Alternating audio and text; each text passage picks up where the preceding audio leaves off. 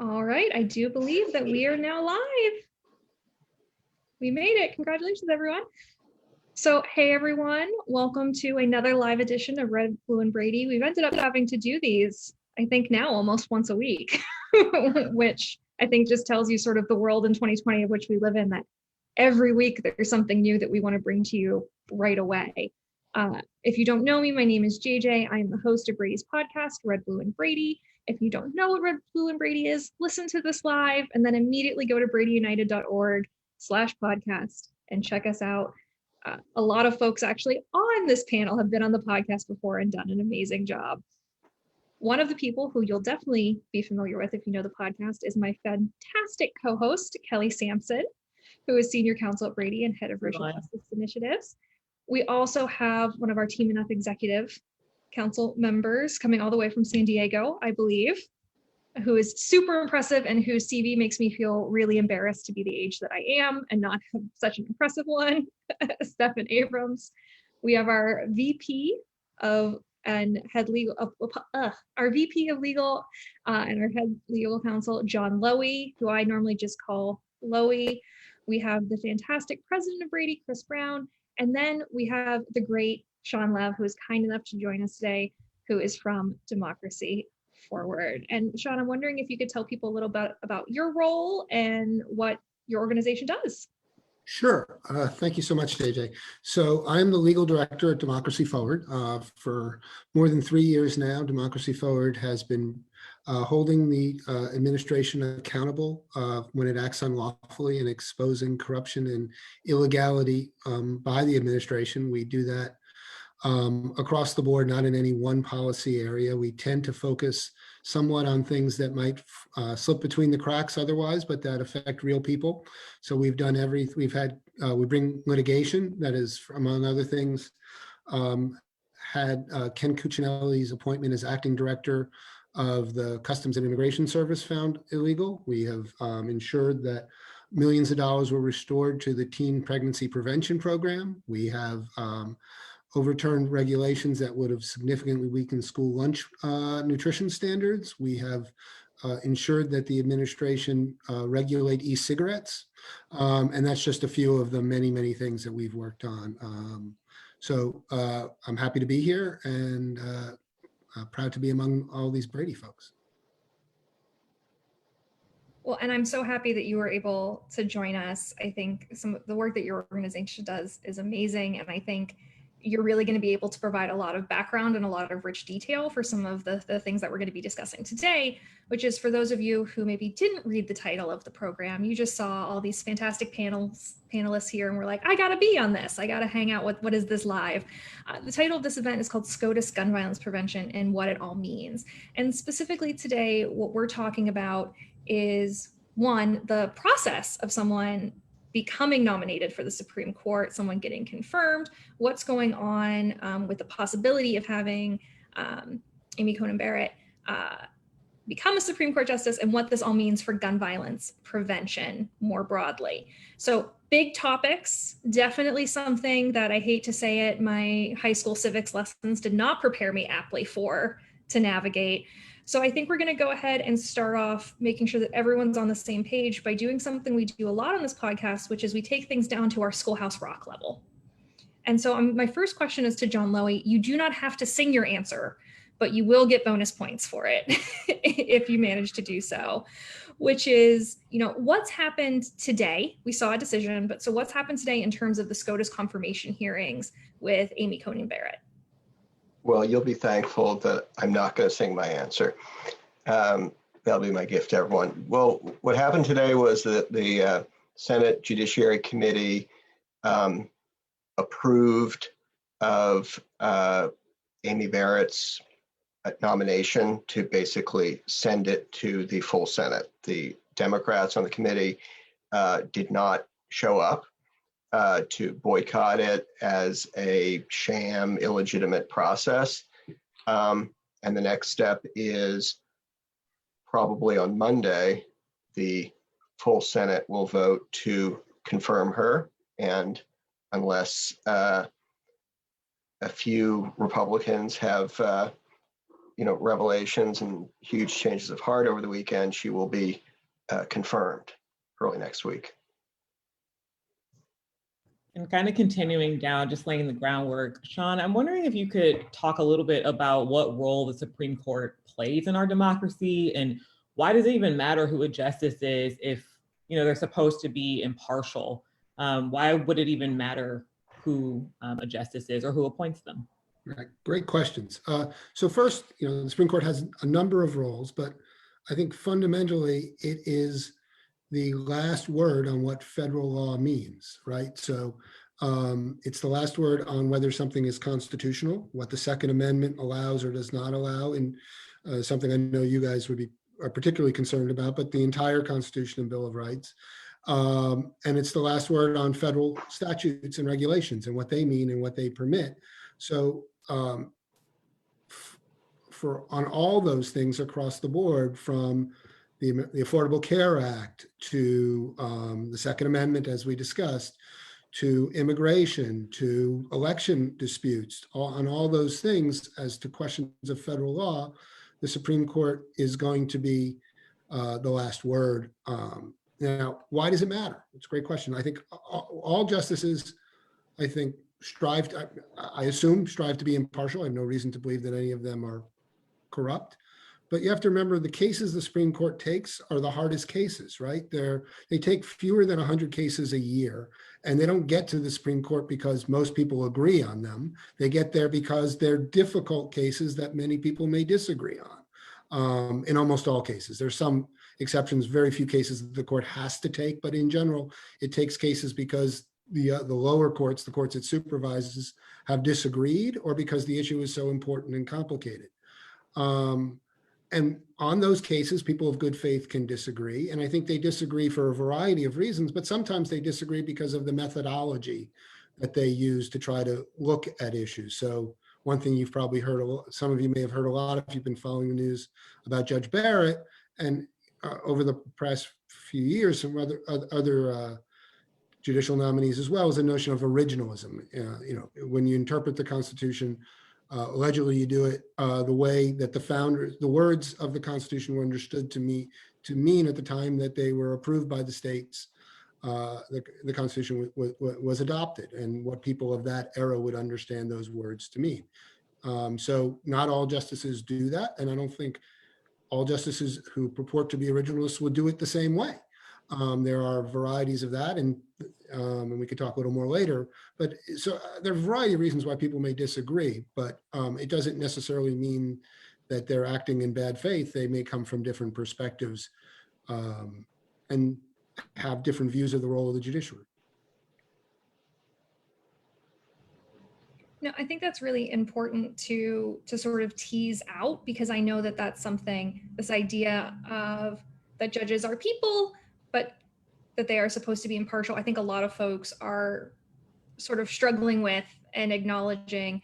I want to maybe pivot to Chris and talk a little bit about this process in particular, why organizations like Brady and many, many others, as Loie even mentioned, have pointed out that this process in particular was a little bit problematic. But maybe even before we hit that, I'm wondering, Sean, if you could explain even the process of getting someone nominated for the Supreme Court.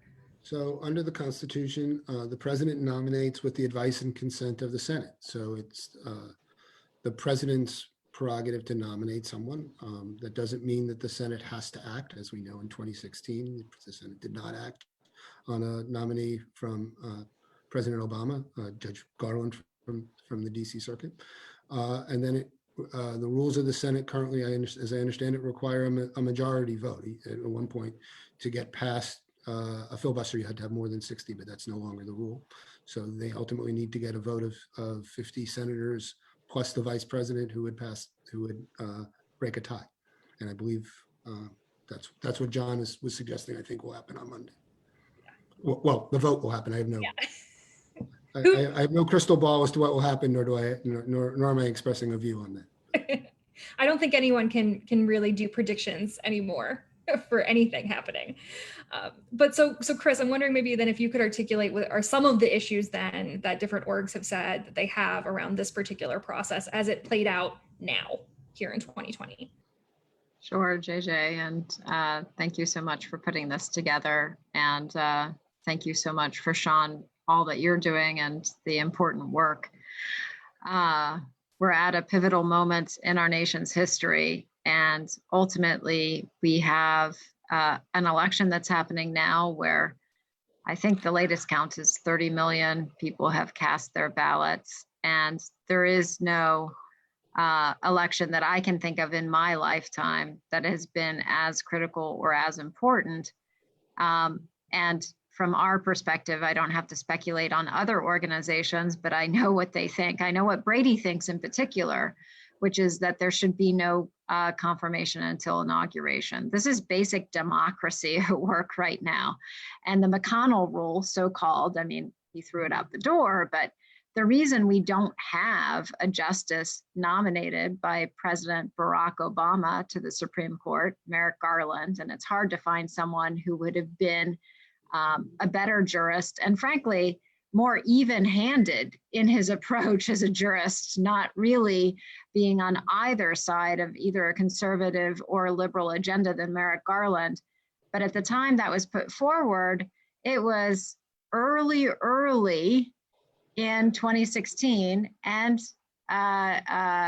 Mitch McConnell said, no, I'm not going to move forward with this because it's an election year. And I think the next president should decide. That rule did not apply again. He forgot about it. Of course, Lindsey Graham is on record stating himself that you could hold it against him and his words against him if he were to confirm another Supreme Court nominee during an election year, or when an election was ongoing, to be more precise about his point. An election is ongoing. He has clearly reversed that. So from a democracy standpoint, we have material concerns about it. Obviously, as an organization that cares very much about reducing the epidemic of gun violence in this country, we care about the substance too. Let's make no mistake about that. And from our standpoint, we don't have someone in Amy Coney Barrett who's been on the bench for a very long time. She's been on the bench for a pretty short time. But when you do your resume for the court, and let's be clear, she's been doing that resume since she's been appointed to the federal judiciary, as many do. She's been clear about signaling where she wants to go on any number of issues. And on the Second Amendment, she's very clear.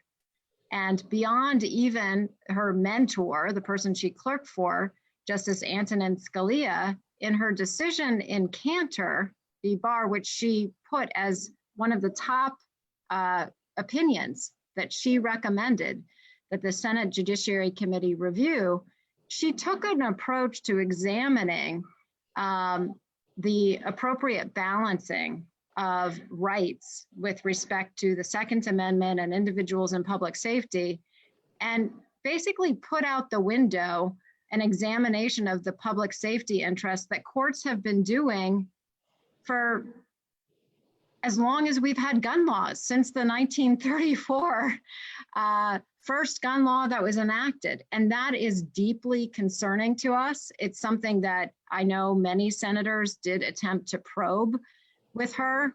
We don't have any good answers in the testimony she gave before the Senate Judiciary. That doesn't distinguish us from many other questions she was asked, where she just said, I can't apply these facts to the law, including about whether climate change is real or not. But we do have her own words, and we do have her own reasoning. And she has said, as Sean said earlier, she's an originalist. Well, I'm a lawyer too. And I'll just say this, I'm not being highfalutin or lawyerly when I say the originalist notion that she seems to embrace is ignoring the last 250 years of experience that we have in America. And that seems to be something across the board. There's no way when you're looking at the validity, the veracity, or the constitutionality of things like an assault weapons ban, the Brady background check system itself, permitting systems across the states that you shouldn't ask the question, are these laws in the public interest? Do they promote public safety? Nowhere in Cantor, Amy Barrett's dissent, will you see that question asked. She basically takes us back in time to a world in which the most dangerous thing that you could find was a musket, and in which no one carried a gun for self-defense. That's not the America any of us know today.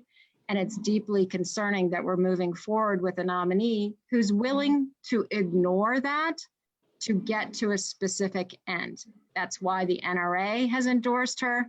That's why a lot of other dark money interests have. And that is deeply, deeply concerning, because this court will shape how laws are enforced in this country for the next, with her on it, 30, 40 years. So sorry to be the bearer of bad news, but that's my perspective. If I could just add maybe even worse news. I mean, one thing disturbing about Barrett's Second Amendment decision is she says she has principles like originalism, and she doesn't follow them when they're inconvenient. I mean, she said she follows history. Well, most courts found that history supported the constitutionality of banning felons for having guns. So she sort of wriggled around that. She said she supports the idea that if there's a public safety support for a gun law, she would find it constitutional. Well, there was studies that said that the felon ban she was considering had public safety benefits. She wriggled around that. She said she supports precedent. Well, Justice Scalia in the Heller decision said the ban on felons is presumptively lawful. She wriggled around that. And it was all sort of getting, what was most clear about her decision is she wanted to decide in the way that the gun lobby wants. It was not this, originalist principle or really much of any principle. Yeah, if I could now, if I take off my Democracy Forward hat for a minute, because we don't take positions on nominees or on Second Amendment jurisprudence in particular, but I have read the decision. One thing, and this I think echoes something John said about the decision, whether you would agree with it or not, what's sort of amazing to me was the degree in which he didn't defer. So it was a fairly conservative panel, right? I think there were 3 judges appointed by Republican presidents who are moderate to conservative judges by reputation, and she dissented. And it's, a detailed opinion that has a lot of originalist discussion of what the time of the framers. But at the end of the day, the reason she found what she did is she did not credit the government's evidence or showing that non-violent felons, and this was an individual who had been found guilty of mail fraud, I believe, and a Medicare fraud, that non-violent felons were dangerous.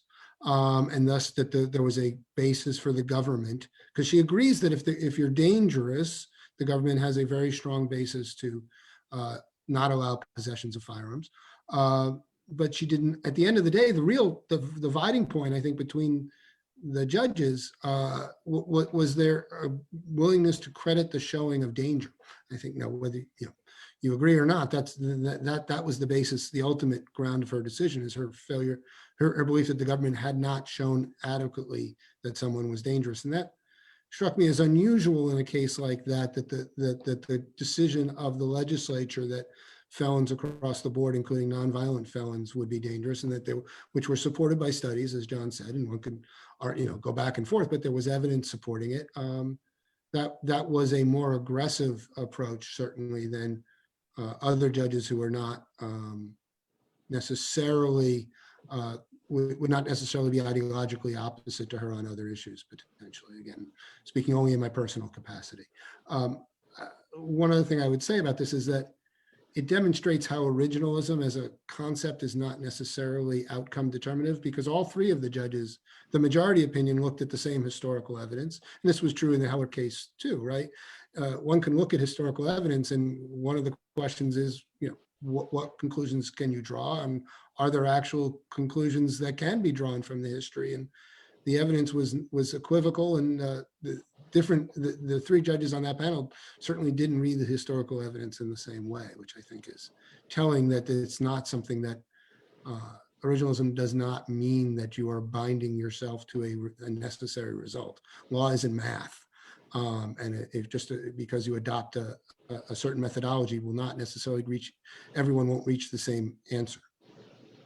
And just to quickly add on to that, the most problematic thing, adding on to what Sean and John were talking about our statements about if felons should have guns, is that it's actually already really easy for felons to get a gun, and they can actually assemble them by themselves in their own garage, and the government will not know that they have that weapon. And that's why her nomination is so troubling, is because if she is such an originalist, she's not going to be on the side of us when we come to her to talk about things such as ghost guns, because she has that originalist belief. And that is just very alarming for us, who we are here to make sure that we are providing safeguards to make sure that the wrong people don't get guns. And it makes us trying to work together in a bipartisan way as well even tougher for our youth organizers. You know, Stefan, that's a great point, because, you know, judges, that's an area where judges would usually defer to others, saying we really, you know, we're not experts on what makes someone dangerous. That's something for a legislature to decide. And in this instance, I think her view, correct or incorrect, was I can decide whether this is sufficient evidence that someone's dangerous. And the majority did defer to the legislature and to the evidence the government had produced. And so that was, I think, the key division. I think your point is an excellent real world point of the consequences of that. And that's what conservatives used to call judicial activism, which they thought was the worst thing a judge could do, substitute their judgment for the legislature. And that's exactly what she did in this case. I just want to thank you all for kind of bringing out the connections between some of these very removed methods of constitutional interpretation like originalism and the real world impacts on gun violence, because a lot of times those things haven't come through in the hearings. And just before we go to the next question, to any viewers out there, if you have questions that are coming to mind as you listen, please feel free to submit them in the chat, and there will be a chance later for us to answer some of those questions. And in the meantime, I just want to pick up on something that Stefan pointed to, which is real world consequences of having different justices on the bench. Because one of the things that we talk a lot about is how gun violence is intersectional and also linked to a variety of things that are going on in society. It touches on healthcare and trauma and economic opportunity and things like that. And so I'm wondering if you're at all concerned about Barrett's opinions on other issues, or her potential opinions on other issues like healthcare or the economy, impacting gun violence and efforts to prevent gun violence. I think it was pretty simple during the hearings, is when Justice Barrett was asked if it was morally acceptable to separate children from their parents, and she simply couldn't answer it over the fact she claimed it would engage her on the Trump administration's border policy. The fact that she couldn't say that as a human being, you shouldn't separate children from their parents, I think speaks volumes of the justice that she will be. Here at Team Enough and Brady, we realize that gun violence is not a political issue, it's a human issue, and we have to treat it like one. And having a sense of simply what's right and what's wrong is extremely important when you're getting appointed to one of the highest positions in our government. I also would say that, so not only are we fearful of how she will view certain cases, but she'll also know that gun violence, she will not know that gun violence is a symptom of things such as climate change, racism, poverty.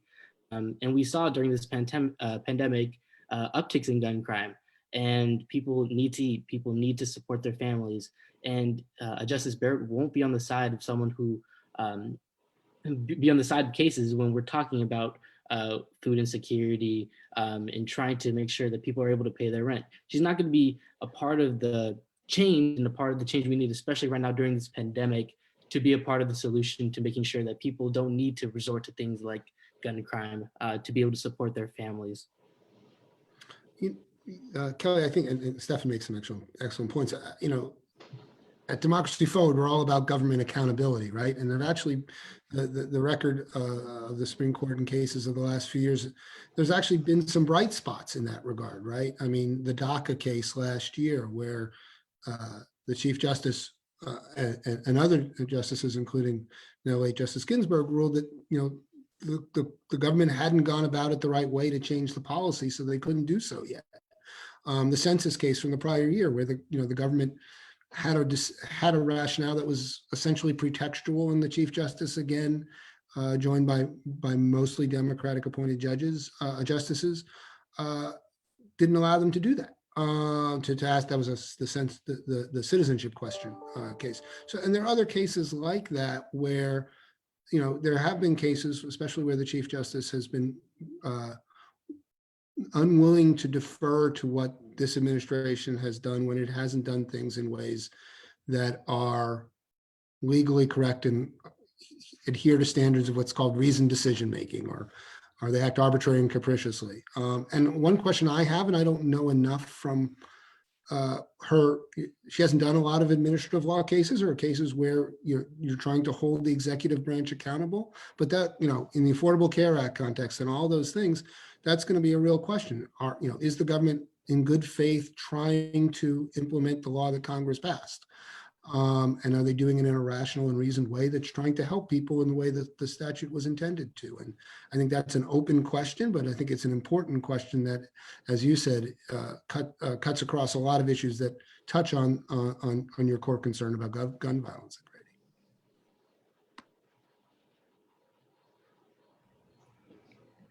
Well, and I mean, I want to thank you all for your comments. I'm so sorry, Loie. Were you about to say something? Nope. Okay. I never want to cut off people who are smarter than me, which is everyone on this panel. So I need to be careful.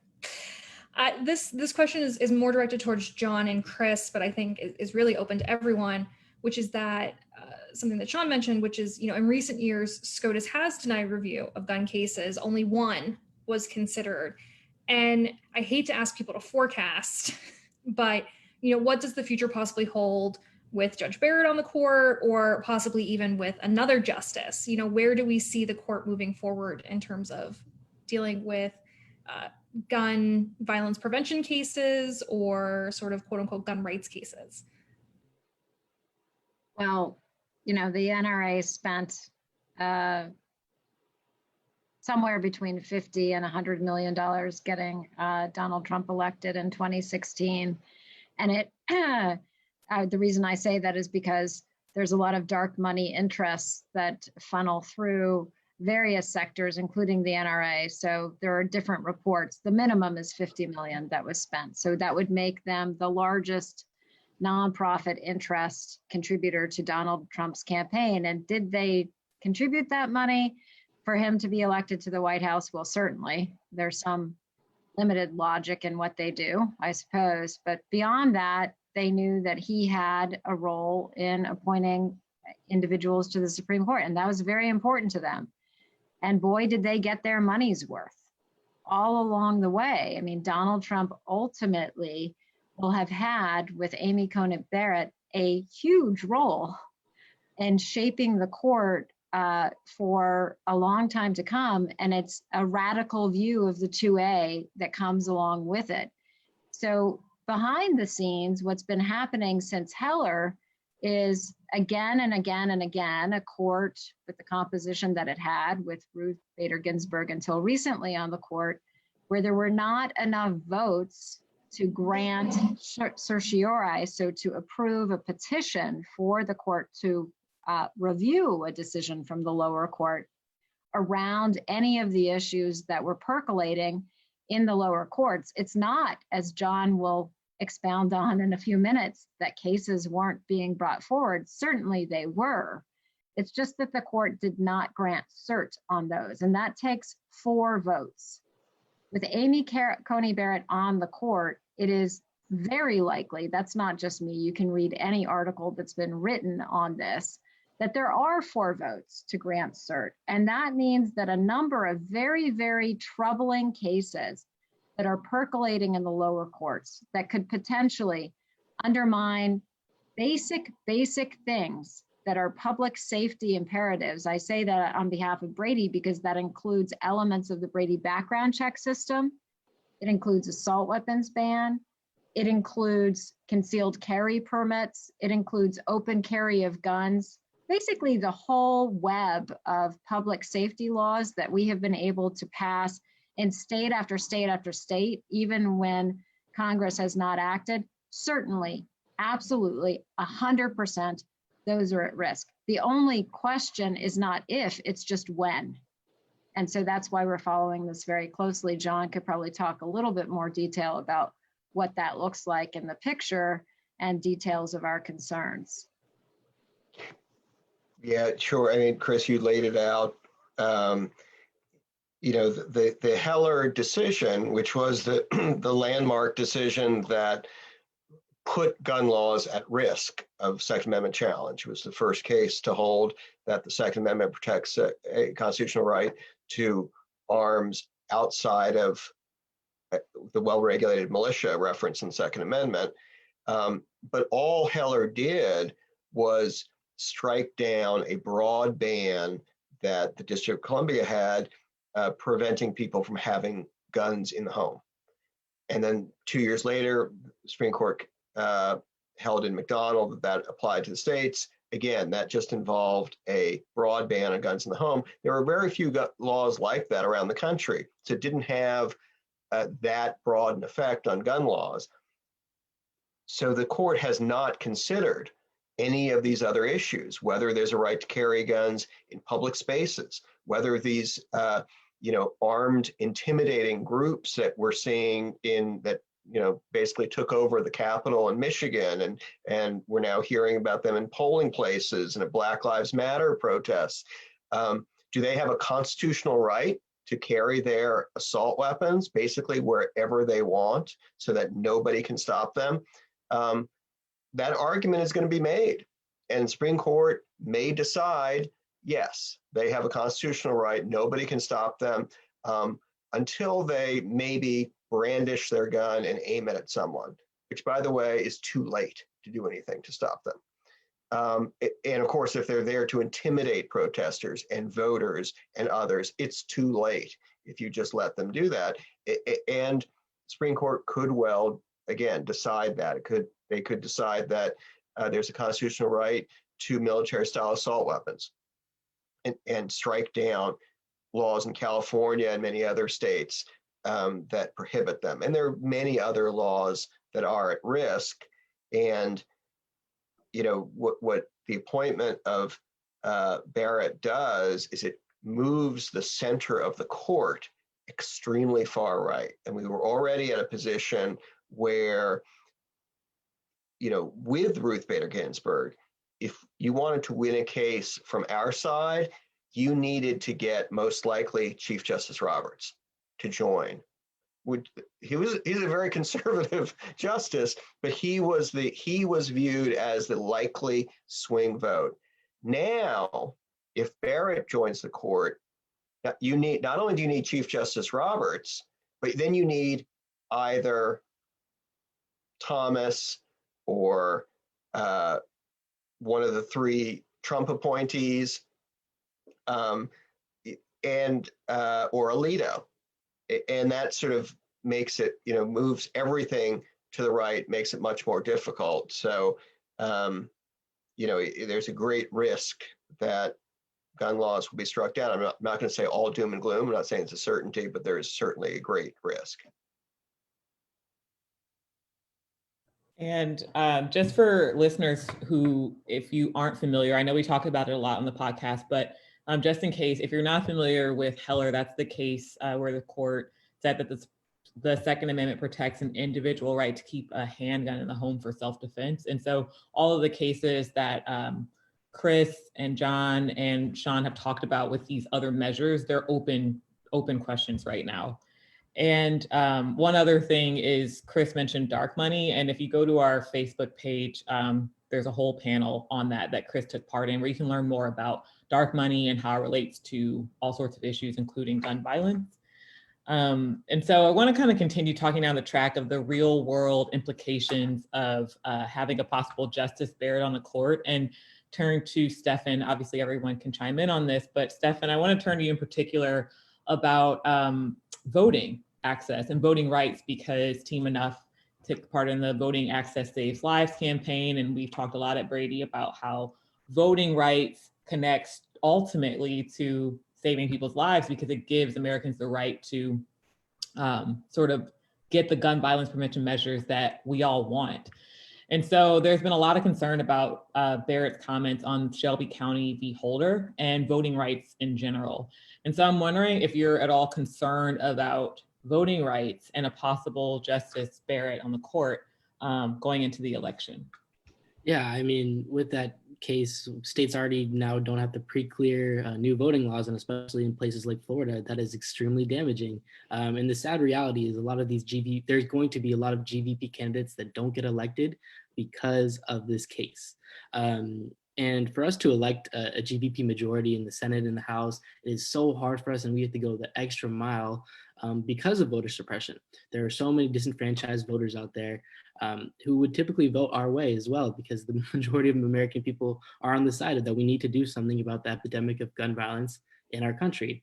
However, the anti-GVP minority has done a really good job to suppress voter turnout. And I think the perfect example of it is, I think of it as like two kids in school. It's one kid who never studies and always gets A's, and the other kid who has to study really hard and get extra help just to get the same grade.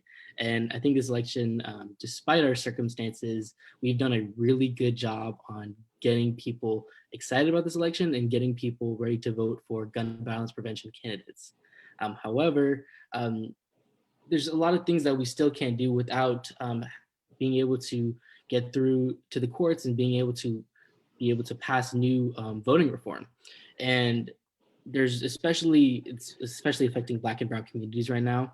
And we're not going to see the change we want to see unless we're able to either find a way that the Supreme Court will cooperate with us, or in a reality where this nomination does not go through and we're able to find a way to get Biden to nominate someone to the Supreme Court. But I don't want to forecast anything still, and that's not looking very likely. But I think it's important to realize that the young people want voting reform, and they want things such as term limits, and even there's been a lot of discussions on court expansion. And I think a lot of those things are very possible in the next few years because of the court obstructionism by the anti-GVP minority. So.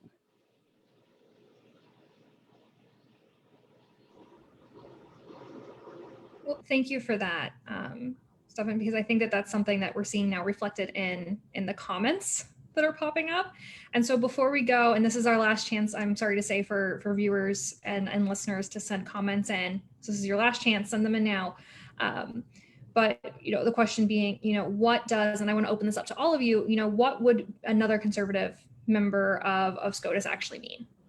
Could there actually be positives? Like, let's not be doom and gloom about this for GVP purposes.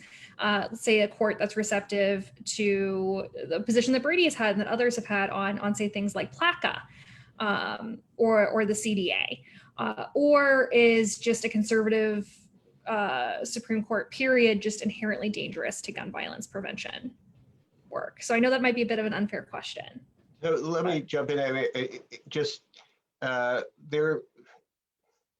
mean, things may not be as bad as we're saying, and in fact, I think they probably won't be as bad as we feel right now. But concretely, you mentioned PLACA, CDA. What that means is those are two laws that have prevented some gun violence victims from seeking justice in the courts against gun companies or online websites that facilitate illegal gun sales. And we at Brady have argued, one of our arguments has been that those laws violate principles of federalism. They deprive states of their authority. And one court in Pennsylvania recently, one of our cases, held that the PLACA, the federal gun industry protection law, was unconstitutional as a violation of the 10th Amendment and principles of federalism. Now, those sorts of arguments should be appealing to conservative justices. So if Amy Barrett and others are principled and not just driven by what end result they want, they would decide in our favor, and they would hold that this federal gun industry protection law is unconstitutional. They would find that the Communications Decency Act is a lot, does not protect companies like armslist.com from facilitating gun sales, and they could be held liable in court. So those are potential positive aspects. And also even Barrett, I mean, we've certainly cast the worst case scenario, but justices can change when they're on the court. And that's not just Barrett, but it's Alito as well, potentially, and perhaps others.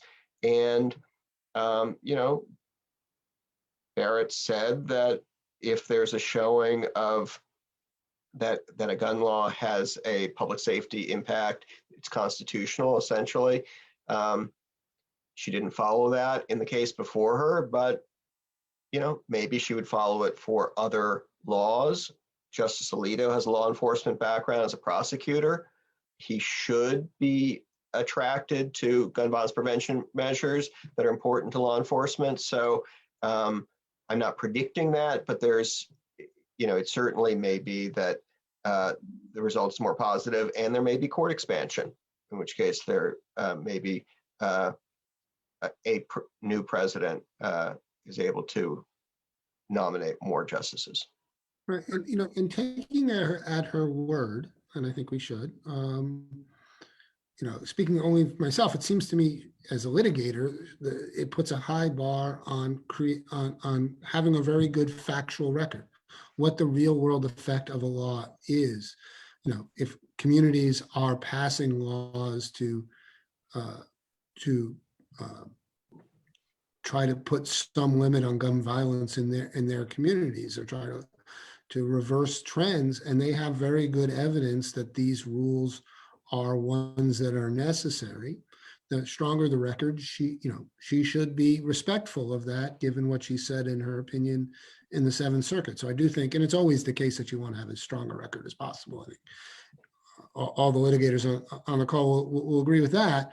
But it does seem like she is someone who, at least from this opinion, would look carefully at what the evidence is, and may, if you have a record before, hopefully before the legislature as well as before the courts as to the need for a particular rule, then that's always that seems like something she would be more likely to defer to. JJ, I'll just add, I agree with, but obviously with what both John and Sean have said here. And there's no question that means there are glimmers of hope here that we may be able to prognosticate. We'll see if we're right or wrong. And we'll certainly move forward with a strategy that helps determine that, because we're not giving up on these cases, and we'll continue to find them. And John and his team are making an art form of that, and changing law all along the way and in very important ways. The one thing I'll say, though, is I'll just take my advocate hat and put it on fully here, and my lawyer hat completely aside. There's something really wrong with the idea that we have to hope for the best, and we have to hope that the record of facts in this particular case, and always remember, we are talking about particular cases that make law for the rest of the country. As Sean already said, these are really complex cases, but ultimately they boil down to a plaintiff and a defendant of some kind, right? We have an epidemic of gun violence in this country. We lose 40,000 people a year dead. We have nearly 80,000 more who are injured. There is no other industrialized country on planet Earth that suffers this kind of violence and yet does nothing. The hardest part of that whole thing is you also can't find an issue in which more Americans are united on the solutions. So the idea that 9 individuals, or in this case, 1, who would tip the balance to review decisions that individual Americans are saying, I'm electing you on the basis that you enact these things. To me, as a person, as an American, as a mother who pre-COVID sent her kids to school every day, and the thing I worry about is not, are they wearing the right clothes or the right sweater, but will they be shot? Well, there's something deeply troubling about that. And so I hope that when we consider all of the particularities, the general issue here equally holds true, which is we want people who deeply believe at heart that the role of the court is also to do right in America. And you can apply the law to any set of facts and conclude with an outcome that does right by America or does horribly wrong. Look at the entire history of the Supreme Court with decisions that are on both sides of the ledger ex post, and you will find many. I'd rather have someone on the court we're confident will do the right thing. RBG was one of those people. Amy Coney Barrett is not. So that's my concern. And coming from a youth perspective, it's really hard to be optimistic about this when, especially in a year where it feels like everything has gone wrong and there's no reason why we should trust that anyone will be impartial and actually be on the right side of history when it comes to things like gun violence. Team Enough has numerous programs across the country where we're advocating for gun violence prevention legislation, and we've been successful in a lot of these states. But however, it's still really hard. Even in a state like California, the last bill we passed only got passed by a couple of votes. And I've testified on things such as ERPO and safe storage. And the most interesting thing by the opposition that I've seen is that a lot of the times they know they're going to lose the vote. They know that we have a gun violence prevention majority and that it's going to pass, but they go up and they say, you know what, I'll see you in court. And if you don't want to see us in court, you guys should vote no. And that's their strongest argument. And I thought that was really bizarre. And the first time I heard that, I actually started laughing in the middle of a city council hearing. And it's just shocking that the NRA is so powerful that they are basically spending their money wisely, and they really figured out how to abuse the court system.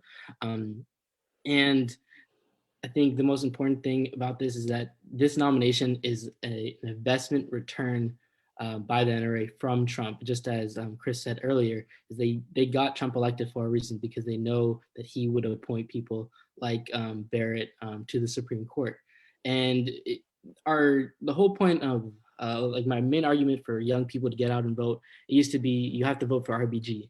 And I think it's really sad that she's not with us anymore and that we can't make that argument because we potentially are having a new Supreme Court justice. So I think it's important that we also need to focus on what can we do? What can we do to make sure that we are, no matter if it's moral anymore, it doesn't even matter. The ethical book has been thrown out a long time ago when Trump was elected. And if we're not looking at how we can change our system to make sure that it's more fair and equitable, and we're actually doing things about certain issues, we have to realize that there's a problem there. And because I think a lot of people don't vote also because they think, oh, DC doesn't do anything. The DC elite never get anything done. It's because we can't. It's because we're always running in circles.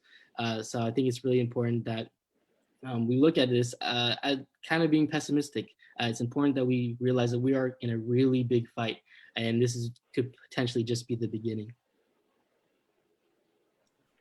Thank you all for just really kind of putting the context together. I think it's really important. And unfortunately, we don't have enough time to get too deeply into the listener questions. I wish we did. And I wish we had more time to talk to all of you. So with the time that we do have left, I just want to ask another question to everyone on the panel again, which is what happens next? And this kind of goes to your point, Stefan, about what can we be doing right now in this fight? And what should people do if they're concerned about this confirmation? Where can they get more information? And what can people do if they want to get engaged? They want to take proactive steps to get the sort of court, but more importantly, the sort of country that they want to see. And also, if I can jump in to add to that, because I am seeing a listener question that's related to this, that is for Sean specifically, which is that if they're interested in Democracy Forward and like ways to hold the executive, people in positions of power accountable, how can one go about finding information on how to do that? So I just want to make sure we're looping that in to this as well. You're muted. We'd love to, yeah, had to do it once, right? Wouldn't be a Zoom call without it. So that's great. We'd love to, democracyforward.org is our website. And I think there is a link there to join our mailing list and get emails from us and to see what we're doing. We believe strongly in holding government accountable and exposing corruption. And I think, people seeing what's happening is a good step forward towards participation. We don't take positions on elections, though, so I'm not going to comment on that. Well, yes, but still, I think just knowing what's out there. Absolutely. I think it's, an informed citizenry is a good in itself, and seeing what we're doing and seeing what the government has done is helpful for all in participating. Thank you. And so now I think we'll kick it over to our Brady side of the panel and say, what can people do who have those sort of concerns from a Brady perspective? I don't know if Chris wants to, you want me to? Sorry, John, you go ahead and I'll amplify and then Stefan. I mean, we just have a few more minutes. I mean, main things are don't give up and keep fighting and stay engaged. Stefan, I agree that things look dark, but I'll tell you, I've been at Brady for considerably longer than you've been alive. And there's a lot of ebbs and flows. And I will tell you that, the American people have never been more engaged in support of gun violence prevention ever. I know Brady as an organization has never been stronger and had more momentum than we are at this moment. We've never had politicians as outspoken and enthused to enact the right sort of policies ever in American history, from presidential candidates on down. The NRA has never been weaker, I don't think, ever. And the whole movement of gun violence prevention has never been stronger and as well funded. So, as bad as some things look, that's not going away. In fact, that's only getting better for us. And in fact, the electorate is moving our direction on these issues. So, there's reason for optimism. And, specifically to get engaged, I would also say go to our website and, certainly find all the information there to get engaged in any aspect of our work across Congress, courts, and communities. Absolutely. I obviously agree with everything that John said, and you can find a treasure trove of information about various aspects of this discussion, podcasts, Red, Blue, and Brady, where we've gone deeper into many of these areas, even bordering potentially on esoterica, unless you want to be educated deeply on things as I do, then it's not called esoterica. But the way that we, I think, have tried to go out of our way to bring other subject matter experts on to these kinds of events and podcasts like Sean really help provide real context and real words to understand what's really at stake here. And I guess the only parting thing I would say is oftentimes we leave the judiciary, right? If we think about the executive, the legislative, and the judiciary into this heady space where, well, that just happens and what impact does it have? And I hope that what all of this has brought home, and certainly this confirmation process, is, well, it's a huge impact. It shapes our nation and either forward progress. Nothing that happened in Roosevelt or Johnson's time as executives in their functions in the White House would have gone anywhere had not the Supreme Court advanced that in material ways through various cases that actually tried to rip that apart and set that back. And our nation is what it is today, imperfect as it is, because we had members of the court who cared about that. There's a litany of cases that go the other way as well, Dred Scott and many others being examples of that. Who's on the court and who's on our courts, the federal and state judiciaries, those who are elected and those who are nominated, usually because elections matter and other people get to decide, is key. don't think that that's part of your decision making, because it will impact you. In fact, this nomination in material ways may well impact all of us in really material ways for time to come. And so think about that. Understand that there are groups like Brady out there fighting every day around these many others that are active on this. Do your diligence, support those groups, and get informed and talk to your friends and neighbors about this. This matters just as much as your local elections does to how you live life and the quality of your life in America. And I want to leave Stefan, because I'm a fan in every way, with the last word. Yeah, thank you so much. Yeah, I mean, John, I really appreciate what you said earlier. I think no matter what happens, we are going to fight, and especially the young people are ready to continue to persevere. Our generation is going to be known, as we said before this call, for our resiliency. That we've been through a lot. It's a lot more than other generations, and we also understand. I think we also have more empathy when it comes to issues like gun violence and wanting to tackle them head on. This is not the end. This is just the beginning of our generation being able to have a seat at the table when it comes to these issues. And I'm just really excited to see what happens after this election, because I know that, especially young people, we do not care who we work with. We want to pass gun violence prevention legislation because we believe that everyone should agree, no matter your political affiliation. So I know time is running out, so I'm going to end on that note. But thank you so much for allowing me to be on this panel. Well, I want to thank all of our panelists. I want to plug, go to democracyforward.org, go to teamenough.org, go to bradyunited.org, learn more, interact more. As always, in the description, when this becomes posted as a podcast episode, there'll be links to all these organizations. So you don't even need to Google. You just have to click the link that I will provide for you. But I want to thank our panelists so much for coming on. And I really want to thank our listeners who continue to show up for these events. I know a lot of people at this point, I think, are probably getting news fatigue or information fatigue. But by showing up, you're continuing to fight for other individuals who aren't able to fight for themselves. So I want to thank our panelists for being here and all of our listeners for being present. Thank you so much, and go have a wonderful Thursday. Thank you. Thank you, everyone. Bye. Have a good night. Thanks, everyone.